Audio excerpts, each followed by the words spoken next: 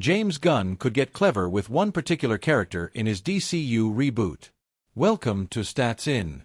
If you're just joining us, please subscribe and don't forget to turn on notifications bell for more video. While Gunn has been quite open in the lead-up to Superman's theatrical release, one thing the fan-favorite filmmaker has not commented on is how the Man of Steel's Kryptonian parents will be handled in the new film. Typically, in Superman stories, fans are treated to this dichotomy of both Kal-El's human heritage and Kryptonian heritage, with big-name actors like Marlon Brando, Kevin Costner, and Russell Crowe playing versions of either set of parents over the years. James Gunn's Superman soars into theaters on Friday, July 11th, under the tutelage of new Superman/Clark Kent actor David Corenswet. The new film stars Corenswet in the titular role as he contends with the villainous Lex Luthor, played by Nicholas Hoult, and attempts to protect the people he loves, like Rachel Brosnahan's Lois Lane. DC Studios co-CEO James Gunn has the perfect opportunity to include former DC actor Henry Cavill in his Superman reboot film. Gunn, who is probably best known for his work on the Guardians of the Galaxy as well as DC's The Suicide Squad, is about to launch audiences into a whole new vision for the blue brand with his interconnected DCU. This will see actors of the last generation of DC movies, i.e., Cavill, Gal Gadot, and Jason Momoa, put to the wayside, instead opting for a whole new cast of comic book stars, kicking off with David Corenswet as Superman. For months, fans have been scratching their heads, wondering about a particular aspect of James Gunn's Superman. Thus far, the director has only seemed to focus on the Man of Steel's Earth-based parents, Martha and Jonathan Kent, played by Neva Howell and Pruitt Taylor Vince in the new film, in heading into its release, rather than those from his long-gone home planet, Krypton. The latest film from the Guardians of the Galaxy director will kick off DC Studios' new DCU, a new vision for the brand's on-screen effort that should, in theory, rival that of Marvel Studios' MCU. While having someone like Tom Cruise, who has been a popular fan cast for the character for months, take on the role would be fun, Cavill feels like he has earned the opportunity to give it a shot. Bringing Cavill back as Jor-El feels like the perfect way to honor his legacy as the character, while not giving him too intrinsic a role for the rest of the DCU franchise. For those wondering why Gunn would even want to include an actor who has already been attached to the franchise in some form, the Superman director seems keen on bringing back stars from the DCU as new characters. No matter what one thinks about the Man of Steel actor's time as Superman, most would agree that he ultimately got the short end of the stick. He only ever got one solo film under the DCU banner, was a part of some of the worst-reviewed movies of the genre, and then, right after it looked like he was ready to come back with an appearance at the end of Bulk Adam, he had the rug pulled out from under him. Among those on the slate is Superman. In the initial stages, our story will be focusing on an earlier part of Superman's life, so the character will not be played by Henry Cavill. We just had a great meeting with Henry, and we're big fans, and we talked about a number of exciting possibilities to work together in the future.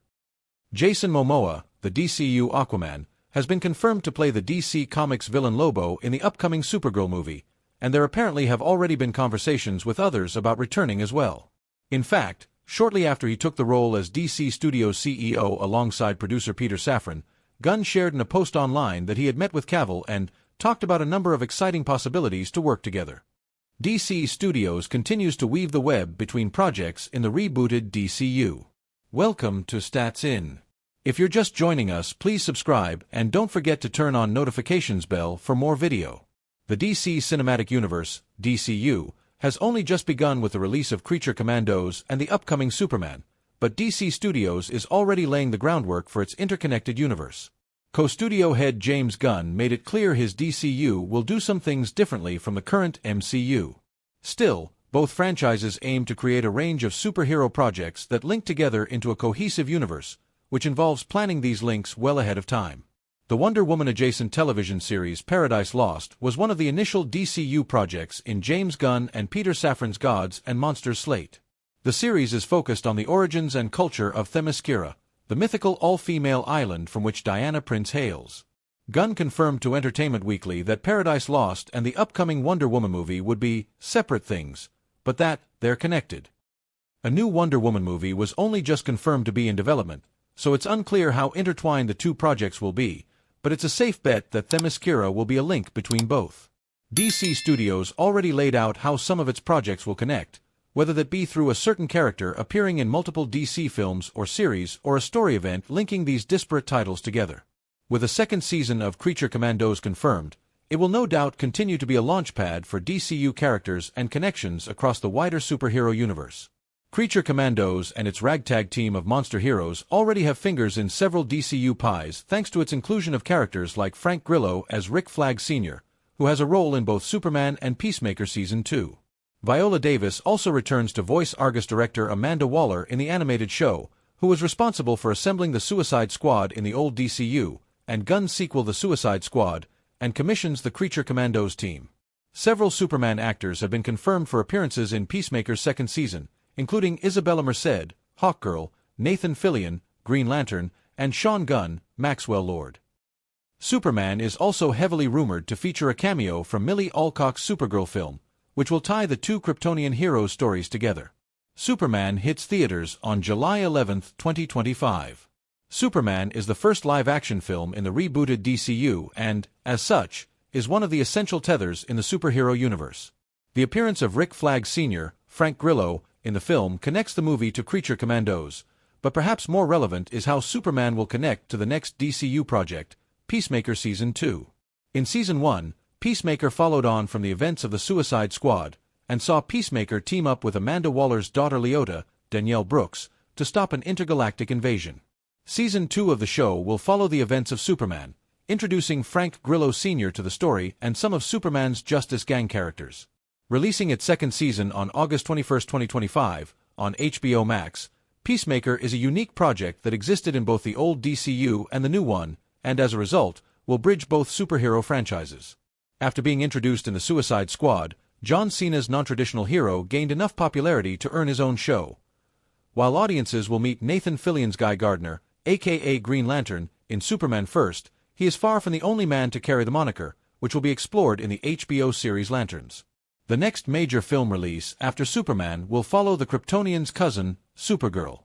Landing on June 26, 2026, the movie is directed by Craig Gillespie and stars Alcock as Supergirl in an adventure that features Jason Momoa's Lobo. Regarding crossover material, Supergirl is likely to connect in some ways to Superman's events, just because the two characters are family. However, a cameo from David Corenswet's hero or another Superman character isn't unlikely, particularly if Alcock makes an appearance in his solo film first. Additionally, Supergirl is expected to include Superman's dog, Krypto, who features in both stories. Another TV show included in the Chapter 1 slate for the DCU is Waller, a solo series starring Viola Davis's Argus director. The series is supposedly directly connected to Peacemaker and will explore Waller's relationship with her Argus team members, particularly her daughter, Leota. However, it's unclear where the series stands right now. A report indicates that Waller is one of several DCU projects facing problems in development. These projects are far from the only ones DC Studios has in development at the moment. However, these are the ones that have confirmed connections to other DCU projects. Lanterns features other famous DC Comics Green Lanterns like Hal Jordan, Kyle